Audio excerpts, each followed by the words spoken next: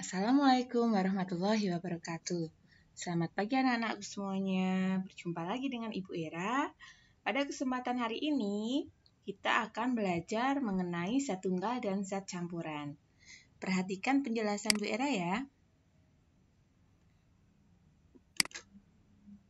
Oke. Sebelum kita belajar apa itu zat tunggal dan apa itu zat campuran, kita harus terlebih dahulu mengetahui apa itu materi. Materi adalah segala sesuatu yang menempati ruang dan memiliki massa. Kata kuncinya, dia menempati ruang dan memiliki massa disebut dengan materi. Materi dibedakan menjadi dua, zat tunggal dan zat campuran. Zat tunggal adalah zat yang terdiri dari materi yang sejenis. Sedangkan zat campuran adalah zat yang terdiri dari beberapa zat tunggal. Untuk lebih lengkapnya, simak penjelasan berikut. Zat tunggal. Zat tunggal adalah zat yang terdiri dari materi yang sejenis. Sejenis ya. Zat tunggal dibedakan menjadi dua, unsur dan senyawa. Unsur adalah zat tunggal yang tidak dapat diuraikan lagi menjadi zat yang lebih sederhana dengan cara reaksi kimia biasa. Unsur dibedakan menjadi dua, logam dan non-logam. Untuk contoh-contoh unsur logam ada besi, tembaga, emas, perak, platina, dan masih banyak lagi contohnya. Anak-anak dapat menyebutkan lebih banyak lagi ya di rumah. Kemudian contoh unsur non-logam ada oksigen, hidrogen, nitrogen, karbon, dan lain-lain. Nah, ini gambarnya. Unsur logam, besi, gambarnya. Kemudian tembaga. Tembaga banyak dijumpai pada kawat ya. Kemudian seng, aluminium. Aluminium banyak digunakan sebagai peralatan dapur karena aluminium merupakan konduktor atau penghantar panas yang baik. Kemudian emas dan juga perak. Unsur non-logam contohnya oksigen, hidrogen, karbon, nitrogen. Senyawa. Senyawa adalah gabungan beberapa unsur dibentuk karena adanya reaksi kimia. Ingat, kata kuncinya adalah gabungan beberapa unsur. Contohnya air, garam, gula. Air rumus kimianya itu H2O. Kalau diuraikan lagi menjadi unsurnya, dia terdiri dari hidrogen dan juga oksigen. Oke, setelah tadi kita belajar tentang zat tunggal, sekarang kita akan belajar tentang zat campuran. Zat campuran adalah zat yang terdiri dari beberapa zat tunggal. Ya, terdiri dari beberapa zat tunggal. Campuran dibedakan menjadi campuran homogen dan juga campuran heterogen. Campuran homogen adalah campuran yang zat penyusunnya tercampur secara sempurna. Nah, homogen dia tercampur secara sempurna. Sedangkan campuran heterogen, zat penyusunnya tidak tercampur secara sempurna.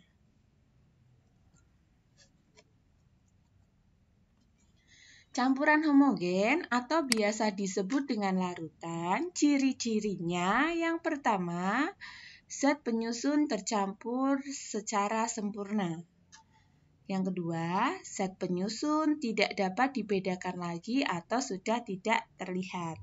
Contohnya ada larutan gula, larutan garam, dan juga air sirup. Kita lihat, larutan gula, dia sudah tercampur sempurna, sehingga tidak dapat dibedakan lagi mana itu airnya, mana itu gulanya. Mereka sudah tercampur secara sempurna. Kemudian larutan garam juga akan sangat dibedakan mana garamnya. Makanya dia disebut dengan campuran homogen atau larutan. Yang ketiga, air sirup akan sulit dibedakan ya, akan sangat sulit diuraikan kembali ya. Yang ketiga adalah udara. Udara yang kita hirup dia terdiri dari nitrogen, oksigen, argon, karbon dioksida, dan unsur lainnya. Kemudian perunggu. Perunggu, dia juga kalau diuraikan kembali, dia terdiri dari tembaga, timah, dan logam lainnya. Namun ketika dia sudah menjadi perunggu, maka akan sangat sulit sekali ya untuk kita membedakan mana tembaganya, mana timahnya, dan mana logam lainnya. Yang kedua adalah campuran heterogen. Campuran heterogen dia memiliki ciri zat penyusunnya tidak tercampur sempurna. Yang kedua, zat penyusun masih dapat dibedakan ya atau terlihat. Contohnya adalah campuran air dengan kopi yang belum disaring. Masih dapat kita bedakan mana airnya, mana kopinya. Kemudian campuran air dengan teh atau yang belum disaring ya, masih dapat kita bedakan mana airnya, mana tehnya. Nah, contoh lain adalah air dengan tepung. Di sini akan jelas terlihat ini tepungnya dan ini airnya. Contoh lain, air dan minyak. Nih, terlihat sangat jelas mana minyaknya, mana airnya. Contoh berikutnya adalah campuran air dengan pasir. Ini juga akan sangat terlihat mana airnya, mana pasirnya. Baiklah, sampai kita pada kesimpulan pembelajaran kita pada hari ini. Jadi yang pertama kita tadi belajar tentang materi. Materi dibedakan menjadi dua, zat tunggal dan zat campuran. Zat campuran dibedakan menjadi dua juga, yaitu maksud Ibu, zat tunggal dibedakan menjadi dua, yaitu unsur dan senyawa. Unsur dibedakan menjadi unsur logam dan unsur non-logam. Kemudian senyawa dibedakan menjadi air. Contohnya ya, senyawa itu air, garam, dan gula. Ya. Zat campuran dibedakan menjadi campuran homogen dan heterogen. Contoh campuran homogen ada oralit, larutan gula, dan juga sirup. Heterogen contohnya air dengan pasir, air dengan minyak, air dengan kopi yang belum disaring, air dengan teh yang belum disaring. Ya, perhatikan lagi ya baik-baik bahwa materi itu dibedakan menjadi zat tunggal dan zat campuran ya. Kemudian zat tunggal dibedakan menjadi unsur dan senyawa. Unsur contohnya ada unsur logam dan non-logam. Senyawa contohnya air, garam, gula. Sedangkan zat campuran dibedakan menjadi campuran homogen dan heterogen. Contohnya yang homogen itu oralit, larutan gula, sirup, dan lain-lain. Yang heterogen atau masih dapat dibedakan itu air dengan pasir, air dengan minyak, air dengan kopi, air dengan teh yang belum disaring.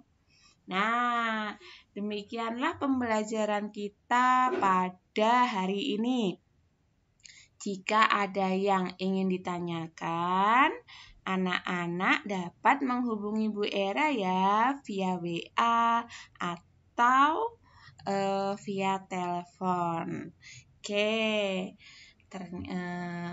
Ibu berpesan, walaupun kalian belajar di rumah, kalian harus tetap semangat dan tetap mematuhi protokol kesehatan COVID-19. Tetap menggunakan masker, rajin mencuci tangan, menjaga jarak, dan stay at home. Demikianlah pembelajaran kita pada hari ini. Wassalamualaikum warahmatullahi wabarakatuh.